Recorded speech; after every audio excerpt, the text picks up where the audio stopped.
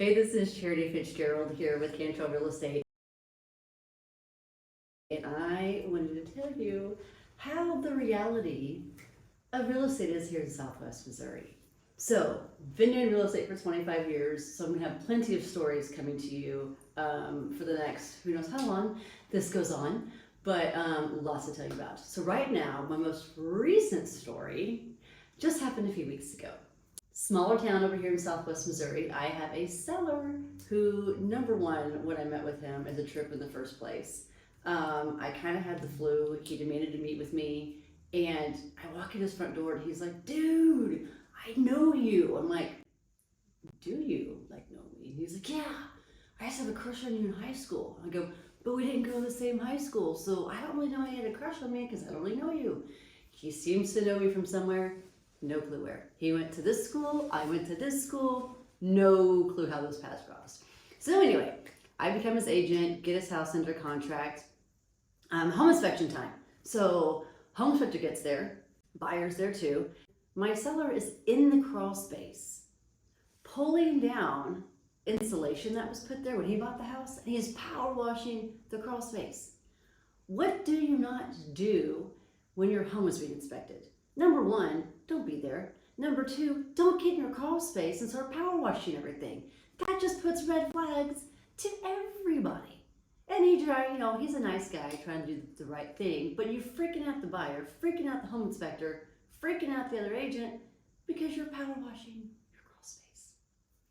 That's number one. Okay, we get through all of that. Inspector has to come back 2 more times to make sure the insulation's gone and there's not water in the crawl space, because he still likes to go down there and power wash here and there. And then he likes to do little things himself as well. And the inspector's like, "Well, you can't do that." And FHA comes in and says, "You can't do that." And VA says, "No, you can't do that either." So he's just kind of a menace, and he's not packing along the way. So the week of closing here in Southwest Missouri, we have an ice storm because we don't get snow so much, we get ice. And it was like 2 days of ice, which means, how is everybody going to move? One of the biggest strategic things that we have in this area is you don't move until you get the keys to the house, which means if you're not packed up, you don't move. My guy hadn't packed squat. They did the walkthrough the day before closing, and the agent's calling me like, "Hey, so do you know when he's gonna be out? Because closing's tomorrow at 10. I go to his house, he has like clothes, like all the hangers are like in wheelbarrows, and he's just rolling them through the house to get into the garage. Not cleaned the kitchen, not cleaned out the refrigerator, you name it, not done it. And since I'm his bestie from high school, supposedly, I'm supposed to be helping him out with this because that's what realtors do. Mind you, I do that a lot, but this was not the case for that one. So closing arrives. In the meantime, also, he's getting a divorce. So I'm dealing with the ex-wife. She comes down from North Missouri, and she's like, "I want to be in a different room." So I put her in one room at the closing company. I put him in one room. Well, the buyers have already signed. They got their 2 kids in the front of the title company just playing with toys for like an hour, unsupervised, because that was, the title company's job and my job to do that. And they're in the back drinking beer and bourbon, just having a good old time. My guy shows up in a suit, and I'm like, "Dude, shouldn't you be moving today? You're in a suit." He's like, "Well, you gotta look professional." I'm like, "You don't have a job right now, but good thinking." So anyway, soon as wife sells, she tells me lots of great stories. He signed his paperwork, and he's like, "Hey, I still have my patio furniture, my hot tub, I got a lawnmower out in the backyard, and my bass trophies from all of his tournaments he's won in the shed. I need to get those." I'm like, "Okay." So, buyer comes out, and we kind of negotiate. He's like, "Okay, I'll give you till like Tuesday." Mind you, this is Thursday. "I'll give you till Tuesday to at least come with the hot tub because things were melting from the ice, and we don't want to ruin the backyard." We're like, "Okay, that's cool." Number one thing we should have done between the other agent and I, and this is always a lesson learned in everything that you do, is you get that in writing. I know everyone around Southwest Missouri thinks, "Oh, good old handshake will do it." Well, it needs to be in writing, because when things become civil situations like they are now, having it in writing as an agreement would have really helped. So shame on me, shame on the other agent, lesson learned there. The buyer, the new owner said, "Hey, you've got till like 5 o'clock today to finish getting the stuff out of the garage."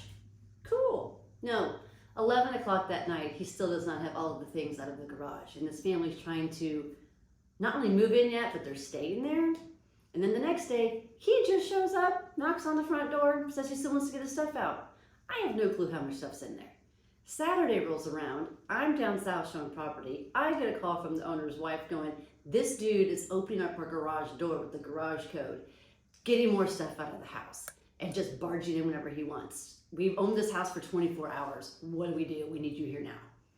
I'm like, okay, cool, I got this. So I go over there, and I'm like, dude, you gotta get your stuff out. He has this huge trailer, and I'm just taking stuff and just tossing it. I mean, it's like little things. He's got like every little screw. I'm just like, take it, throw it, you gotta get out. And then the owner comes home, the husband, and he doesn't say a word. He just goes over and starts unscrewing the garage door opener thing, takes it off the wall with the wires, has all of the new door locks for the door, starts replacing all the doorknobs. I'm like, should have done that first day. But anyway, my guy's like, dude, I don't even know why you're being so mean to me about this. He's like, all I want to do is get my stuff. I just say hi to you and you can't reply. You can't just be a good old boy and just hang out and like, let's have a beer and I can help you. Know how you moved. You can at least help me. I'm like, that is not his job as the new owner to help you move, and you should have had your house packed up in the first place. Needless to say, I got stuck between the two of them, and it was, as a female, I'm like, don't feel comfortable here. So that's what's been going on over here in Southwest Missouri real estate, but just don't worry, the story gets better. Now I'm getting phone calls from our sheriff's department. The police department's calling me. Hey, this is Charity. Hey, Charity, this is Corporal. I'm good, how are you? Well, are you aware that your client, we sold his house off 3 weeks ago? He's actually been showing up to the property multiple times. Well, I've kind of heard something about it, but I kind of thought they were gonna work things out, but I guess they're not, obviously. I mean, I don't want to be involved in it. I've already been stuck between the two of them at one point in time, but I guess if you need to step in and maybe help out so it doesn't escalate any further, that would be great, and just kind of let me know what goes on. Okay, I will stay in touch. I appreciate your cooperation. All right, thank you so much. So, that's coming up on the next episode of What Happens in Southwest Missouri Real Estate, and let's have some fun.